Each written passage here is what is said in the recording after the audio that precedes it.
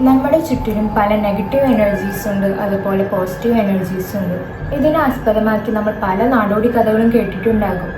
പക്ഷേ ഇതൊന്നും നമ്മൾ കാണാത്തത് കൊണ്ടും എക്സ്പീരിയൻസ് ചെയ്യാത്തത് കൊണ്ടും പലതും നമ്മളൊരു അന്ധവിശ്വാസമായിട്ടാണ് പറയുന്നത്. പക്ഷെ അതുകൊണ്ട് സത്യം ഒരിക്കലും സത്യമല്ലാതാകുന്നില്ല. ഞാനിന്ന് സ്റ്റാർട്ട് ചെയ്യാൻ പോകുന്ന സീരീസിൽ ഞാൻ ഓരോ ദിവസവും ഓരോ മിത്തിക്കൽ ക്രീച്ചേഴ്സിനെ കുറിച്ചാണ് പറയാൻ പോകുന്നത്. പണ്ടത്തെ നാടോടി കഥകളിൽ പറഞ്ഞിരുന്ന ഭീകര രൂപങ്ങളെ കുറിച്ചാണ് ഞാൻ ഇനി ഓരോ ദിവസവും ഈ വീഡിയോ ഇടാൻ പോകുന്നത്. ഇന്നത്തെ ഈ എപ്പിസോഡിൽ ഞാൻ പറയുന്നത് മനനങ്ങളെ കുറിച്ചാണ്. എന്താണ് ഈ മനനങ്ങൾ? ഈ മനനങ്ങൾ എന്ന് പറയുന്നത് ഫിലിപ്പീൻസ് ഉൾനാടുകളിൽ 16-ാം നൂറ്റാണ്ട് അതുപോലെ 17-ാം നൂറ്റാണ്ടിൽ കണ്ടുവന്നിരുന്ന ഒരു ഭീകര രൂപമാണ്. മനനങ്ങളുടെ ഏറ്റവും വലിയ പ്രത്യേകത എന്ന് പറയുന്നത് അതിൻ്റെ നാവാണ്. അതിന് എത്ര നീളം വേണമെങ്കിലും ആ നാവിന് വെപ്പിക്കാൻ വേണ്ടി പറ്റും. ആ നാവ് കൊണ്ടാണ് അത് ചോര ഊറ്റി കുടിക്കുക. രാത്രിയാവുമ്പോൾ ഈ മനനങ്ങളൊക്കെ വീടിൻ്റെ മേൽക്കൂരയിൽ വന്ന് നിൽക്കും. അതിൻ്റെ മുകളിൽ ഇങ്ങനെ ഒരു ഹോള് പോലെ ഉണ്ടാവില്ല, പണ്ടത്തെ വീടുകളിൽ അങ്ങനെ ഒരു ഹോള് പോലെ ഉണ്ടാവും. അതിൻ്റെ ഉള്ളിക്കൂടെ അല്ലെങ്കിൽ ഓടിൻ്റെ ഇടയിൽക്കൂടെ ഈ വലിയ നാവ് അതിൻ്റെ ഇടയിൽക്കൂടെ താഴോട്ട് ഇറക്കും. എന്നിട്ട് ഇത് മെയിനായിട്ട് അറ്റാക്ക് ചെയ്യണതെന്ന് പറഞ്ഞു കഴിഞ്ഞാൽ ചെറിയ കുട്ടികളെ അല്ലെങ്കിൽ ഗർഭിണികളെയാണ്. ഗർഭിണികളുടെ വയറ്റിലുള്ള ആ കുഞ്ഞിൻ്റെ ചോര അത് ഈ നാവ് കൊണ്ട് ഇങ്ങനെ ഊറ്റി എടുത്ത് കുടിക്കുകയാണ് ചെയ്യുന്നത്. വയറ്റിൽ വെച്ച് തന്നെ ആ കുട്ടി മരിക്കുകയും ചെയ്യും. ഫിലിപ്പീൻസിലെ നാടോടി കഥകളിൽ ഏറ്റവും പ്രാധാന്യമായി പറയുന്നത് മനനങ്ങളെ കുറിച്ചാണ്. ഈ മനനങ്ങൾ എന്താണ്? നമുക്ക് ആദ്യം ഇതിൻ്റെ ഒരു ബാക്ക് സ്റ്റോറി കേൾക്കാം. ഇത് നടക്കുന്നത് 16th 17th സെഞ്ച്വറിയിലാണ്. ആ സമയങ്ങളിൽ ഫിലിപ്പീൻസിലെ ഭൂരിഭാഗം ആണുങ്ങളും മത്സ്യത്തിന് അല്ലെങ്കിൽ ട്രേഡിങ്ങിന് അങ്ങനെ ഓരോരോ ജോലി ആവശ്യത്തിനായിട്ട് ഗ്രാമങ്ങളിൽ നിന്ന് മാറി നിൽക്കുകയാണ് ചെയ്യുക. ഒരു 2-3 ആഴ്ച അല്ലെങ്കിൽ 1 മാസം 2 മാസമൊക്കെ കഴിഞ്ഞിട്ടായിരിക്കും അവർ വീട്ടിലോട്ട് തന്നെ തിരിച്ചു വരുന്നത്. അതുകൊണ്ട് തന്നെ അവിടുത്തെ സ്ത്രീകൾക്ക് അതൊക്കെ ഒരു നോർമലായ ഒരു സംഭവമായിരുന്നു. അവർ തനിയായിരുന്നു താമസിച്ചിരുന്നത്. നമ്മുടെ ഈ കഥയിൽ പറയുന്ന മെയിൻ ക്യാരക്ടർ മരിയാണ്. ഒരു 7 മാസം ഗർഭിണിയായ സ്ത്രീ. അവളുടെ ഭർത്താവ് ഇതുപോലെ ജോലിക്കായിട്ട് പോയേക്കായിരുന്നു. അതുകൊണ്ട് അവൾ വീട്ടിൽ ഒറ്റയ്ക്കായിരുന്നു. 7 മാസം ആയതുകൊണ്ട് ഇപ്പോൾ ഒരു ഡെലിവറി ടൈം ആയിട്ടില്ല. അതുകൊണ്ട് തന്നെ അവൾ ഒരു പേടിയും കൂടാതെ രാത്രി ഒറ്റയ്ക്ക് കിടന്നുറങ്ങുമായിരുന്നു.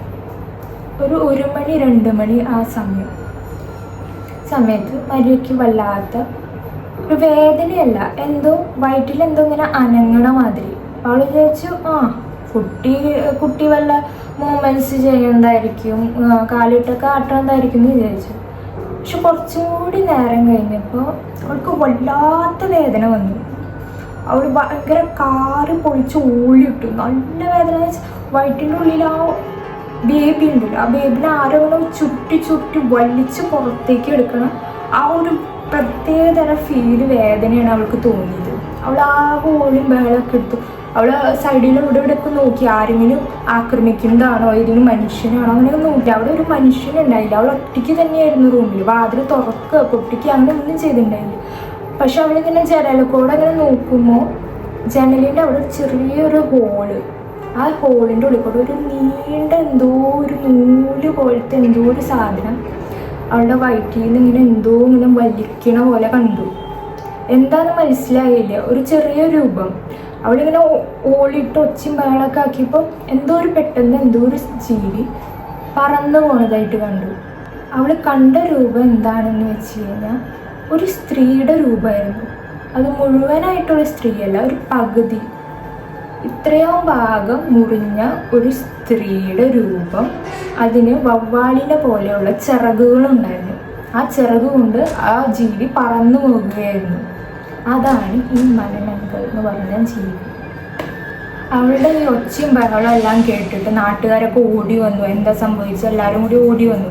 അപ്പോൾ അവളെ കണ്ടപ്പോൾ അവളുടെ അടിഭാഗം മൊത്തം ഇങ്ങനെ ചോര കൊണ്ട് കുളിച്ചിരിക്കുകയായിരുന്നു. അവൾ ചോരയിൽ ഇങ്ങനെ മുങ്ങി കിടക്കുകയായിരുന്നു എന്ന് വേണമെങ്കിൽ പറയാം. ആൾക്കാർക്കൊക്കെ ആകെ പേടിയായി. ഒരു ഗർഭിണിയായ സ്ത്രീയാണ്, ഇപ്പം എന്താ സംഭവിച്ച് വീണതാണോ എന്താണോ എന്ന് മനസ്സിലായി. ആ സമയത്തൊക്കെ ഓരോ സ്ത്രീകളാണല്ലോ വന്നിട്ട് ഇങ്ങനെ പ്രസവമൊക്കെ എടുക്കും. അപ്പം അങ്ങനത്തെ ഒരു വയസ്സായ സ്ത്രീനെ വേഗം വിളിച്ചുകൊണ്ട് വന്നു. ആ ബേബിനെ ഡെലിവറി ചെയ്യാൻ വേണ്ടിയിട്ട് നോക്കി. കുറേ സമയമായിട്ട് ഡെലിവറി ചെയ്യാൻ വേണ്ടിയിട്ട് നോക്കിക്കൊണ്ടിരിക്കുകയാണ് ഇവള്. ഭയങ്കര ഒച്ചയും ബഹളം ഇതൊക്കെയാണ്. പക്ഷെ ഡെലിവറി ചെയ്യാൻ പറ്റുന്നില്ല. കാരണം ആ കുട്ടി വയറ്റിൽ വെച്ച് തന്നെ മരിക്കുകയാണ് ചെയ്തത്. ആ കുട്ടിയുടെ കഴുത്ത് ഒട്ടിച്ച് ആ ജീവി കൊല്ലുകയാണ് ചെയ്തിട്ടുണ്ടായത്. അതുകൊണ്ട് ആ കുട്ടീനെ പുറത്തേക്ക് എടുക്കാൻ വേണ്ടി പറ്റുന്നുണ്ടായില്ല. അപ്പോൾ മരിയ അങ്ങനെ എല്ലാവരോടും പറഞ്ഞു, ഇങ്ങനെ ഒരു ജീവിനെ ഞാൻ കണ്ടു, അതാണ് എൻ്റെ കുട്ടീനെ കൊന്നത്, എൻ്റെ കുട്ടി മരിക്കാൻ കാരണം അങ്ങനെ ഒരു ജീവിയാണ്, അങ്ങനെയൊക്കെ പറഞ്ഞപ്പോൾ ആൾക്കാർക്ക് അങ്ങനെ വിശ്വാസമായില്ല. അതിപ്പോൾ കുട്ടി പോയോണ്ട് അവൾക്ക് മാനസികമായിട്ട് എന്തെങ്കിലും തോന്നണതായിരിക്കും, അങ്ങനെയൊക്കെ ആൾക്കാർ ഓരോന്ന് പറഞ്ഞു. ആരും വിശ്വസിച്ചില്ല അവൾ പറഞ്ഞത്. ഇങ്ങനെ ഒരു ജീവിയൊക്കെ ഉണ്ടെന്ന് നമുക്ക് വിശ്വസിച്ചില്ല. അത് അവളുടെ ഒരു മാനസിക അവസ്ഥയിൽ അവൾക്ക് അങ്ങനെ തോന്നിയതായിരിക്കും എന്നൊക്കെയാണ് ആൾക്കാർ പറഞ്ഞത്. പക്ഷെ കുറേ ദിവസങ്ങൾക്ക് ശേഷം ഇതുപോലെയുള്ള സംഭവങ്ങൾ വീണ്ടും നടക്കാൻ തുടങ്ങി. പല ഗർഭിണികളും ഇതുപോലൊരു അവസ്ഥയിൽ മരിക്കേണ്ടി വന്നു. അതുപോലെ ചെറിയ കുട്ടികളും ഇവരൊക്കെ ഇങ്ങനെ രാത്രി സമയങ്ങളിലാട്ടോ അത് കൂടുതൽ നടക്കണ. രാത്രി സമയങ്ങളിൽ വെള്ളത്തിൻ്റെ അവിടെ, തടാകത്തിൻ്റെ അവിടെയൊക്കെ പോയ കുട്ടികളും ചെറിയ ചെറിയ കുട്ടികൾ ഇവരെല്ലാം ഇങ്ങനെ കൊല്ലപ്പെടുകയായിരുന്നു. പ്രത്യേകിച്ച് കാരണങ്ങളൊന്നും മനസ്സിലാവുന്നില്ല. അങ്ങനെ മരിച്ചു കിടക്കുന്നതായി കാണാം. അവരുടെ ശരീരത്തിൽ ചോര മൊത്തം ഊറ്റിയെടുക്കണ മാതിരി ഫുള്ള് വലിച്ച് ഊറ്റിയെടുത്ത പോലെ അങ്ങനത്തെ പേലായിട്ടുള്ള ഡെഡ് ബോഡീസ് ആയിരിക്കും കിട്ടുന്നത്. അപ്പോൾ അതൊക്കെ കണ്ടപ്പോൾ അവർക്ക് തോന്നി, ആ മരിയ പറഞ്ഞതിൽ എന്തെങ്കിലും കാര്യം ഉണ്ടാവും, എന്തോ ഒരു ദുഷ്ടശക്തി അവിടെ ഉണ്ടെന്ന് ആൾക്കാർക്ക് തോന്നി തുടങ്ങി. അപ്പോൾ അവർ എല്ലാവരും കൂടിയിട്ട് പോയത് ബാബിലാൻ്റെ അടുത്താണ്. ബാബിലാൻ എന്ന് പറയുന്നത് ഫിലിപ്പീൻസിൽ പണ്ടത്തെ സമയത്ത് ഏറ്റവും ഇങ്ങനെ ചീഫ് എന്നൊക്കെ പറയില്ലേ, അതുപോലത്തെ ഒരു സ്ത്രീയാണ് ബാബിലാൻ. എന്ന് വെച്ചാൽ ചീഫിൻ്റെ അവിടുത്തെ കാര്യങ്ങൾ മൊത്തം നോക്കുന്നത് മാത്രമല്ല, സ്പിരിച്വൽ ലീഡർ അതുപോലെയൊക്കെയാണ്. ഇങ്ങനെ മന്ത്രവാദങ്ങളും ഇതൊക്കെ അറിയണ ഒരു വ്യക്തി, അതാണ് ബാബിലാൻ. അത് മിക്കതും സ്ത്രീകളായിരുന്നു. ആ സമയത്ത് ബാബിലാൻ എന്ന് പറയുന്നത് മിക്കതും സ്ത്രീകളായിരുന്നു. അവിടുത്തെ ചീഫ് എന്ന് പറയുന്നത് ഒരു സ്ത്രീയായിരുന്നു. അപ്പം എല്ലാവരും കൂടിയിട്ട് ഈ ബാബിലാൻ്റെ അടുത്ത് പോയിട്ട് പറഞ്ഞു, ഇങ്ങനെയൊക്കെ സംഭവങ്ങൾ നടക്കുന്നുണ്ട്, മരിയ അങ്ങനെ ഒരു ദുഷ്ടശക്തിയെ കണ്ടു എന്നും പറയുന്നുണ്ട്, ഇതിൽ എന്താണ് സത്യാവസ്ഥ, ഇങ്ങനെ എന്തെങ്കിലും ഉണ്ടോ, അങ്ങനെയൊക്കെ ചോദിച്ചു. അപ്പോൾ ബാബിലാന് മനസ്സിലായി ഇത് മനനങ്ങളുടെ പണിയാണെന്ന്. അപ്പോൾ ബാബിലാൻ എല്ലാവരോടും പറഞ്ഞു ഈ മനനങ്ങൾ എന്താണെന്നുള്ളത് വിവരിച്ചു കൊടുത്തു. രാവിലെ എന്ന് പറയുമ്പോൾ ഇത് സാധാരണ ഒരു സ്ത്രീ അല്ലെങ്കിൽ യുവതിയായിട്ട് തന്നെയാണ് ഇരിക്കുക. അത് മേത്ത് കയറി ആ പെണ്ണിന് പോലും അറിയണ്ടാവില്ല എൻ്റെ മേത്ത് ഇങ്ങനെ ഒരു ആത്മാവ് കയറിയിട്ടുണ്ടെന്ന്. രാവിലെ ആർക്കും ഒരു സംശയം തോന്നാതെ അവരുടെ ഇടയിൽ തന്നെ ജീവിക്കുന്ന ഒരു സ്ത്രീ ആയിരിക്കും അത്. പക്ഷെ രാത്രി ആകുമ്പോൾ അത് അതിൻ്റെ കൈകൊണ്ട് തന്നെ അതിൻ്റെ ശരീരം രണ്ടായിട്ട് ഇങ്ങനെ മുറിക്കും. ശരീരം ഇങ്ങനെ രണ്ടായിട്ട് മുറിച്ചിട്ട് ചിറകുകളൊക്കെ മുളയ്ക്കും. എന്നിട്ട് ആ പകുതി മുകളിലത്തെ ഭാഗം ചിറകൾ മുളച്ചിട്ട് ഇവരിങ്ങനെ പറന്ന് നടക്കും. എന്നിട്ട് ഓരോ വീടിൻ്റെ മേൽക്കൂരിൽ അവിടെയൊക്കെ പോയിട്ട് അതിൻ്റെ നാവ്, ഞാൻ പറഞ്ഞില്ലേ നല്ല നീളം നൂല് പോലത്തെ നാവായിരിക്കും. ആ നാവ് കൊണ്ട് ചോര ഊറ്റി കുടിക്കലാണ് ഇതിൻ്റെ മെയിൻ പരിപാടി.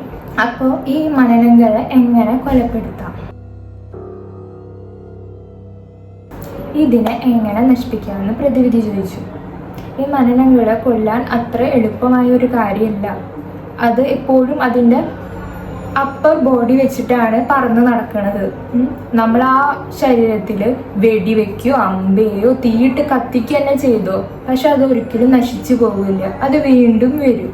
അപ്പോൾ എന്താണ് ചെയ്യേണ്ടത്?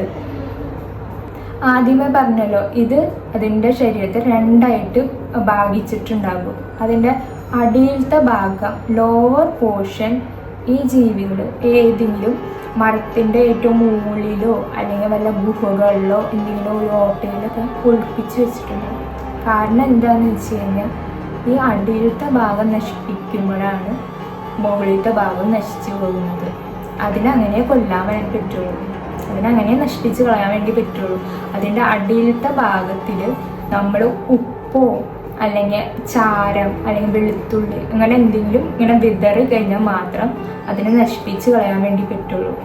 രാവിലെ ആവണ വരെ ആയിരിക്കും നമുക്ക് ഇതിന് ടൈം കിട്ടുക. കാരണം രാവിലെ ആയി കഴിഞ്ഞാൽ അത് മുകളിലത്തെ ഭാഗം ഇത് വന്നിട്ട് ജോയിൻ ചെയ്യും. പിന്നെ ഒരു സാധാരണ സ്ത്രീ ആയിരിക്കും, നമുക്ക് അറിയും കൂടിയില്ല ഇത് ഈ ജീവി ആൾക്കാർക്കും കയറിയിട്ടുള്ളത്, ഈ ആത്മാവ് ഏത് ശരീരത്തിലാണ് കയറിയിട്ടുള്ളതെന്ന് നമുക്ക് മനസ്സിലാവില്ല. അപ്പം ഈ രാത്രി സമയങ്ങളിൽ തന്നെ എന്തെങ്കിലും ചെയ്യുകയാണെങ്കിൽ ചെയ്യാൻ പറ്റുള്ളൂ.